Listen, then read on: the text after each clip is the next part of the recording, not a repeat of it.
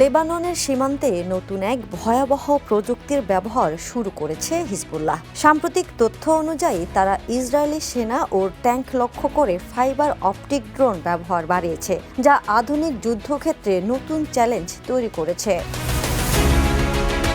এই ড্রোনগুলো কোনো বেতার সিগন্যাল ব্যবহার করে না, বরং পাতলা ফাইবার অপটিক তারের মাধ্যমে সরাসরি অপারেটরের সঙ্গে যুক্ত থাকে। ফলে এগুলো জ্যামিং প্রযুক্তি দিয়ে নিষ্ক্রিয় করা প্রায় অসম্ভব। প্রায় 15 কিলোমিটার দূর থেকে পরিচালিত এই ড্রোনগুলো অত্যন্ত নিখুঁতভাবে লক্ষ্যবস্তুতে আঘাত হানতে সক্ষম।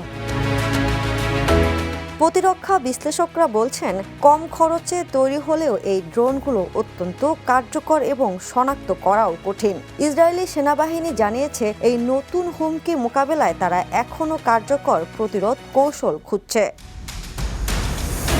ইউক্রেন যুদ্ধের পর এই প্রযুক্তি এখন মধ্যপ্রাচ্যের সংঘাতে নতুন মাত্রা যোগ করেছে, যা ভবিষ্যৎ যুদ্ধ কৌশলকে আরও জটিল করে তুলছে।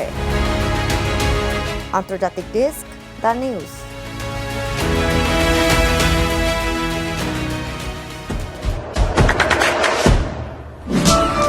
দেশে দেশে সবার সাথে দ্য নিউজ।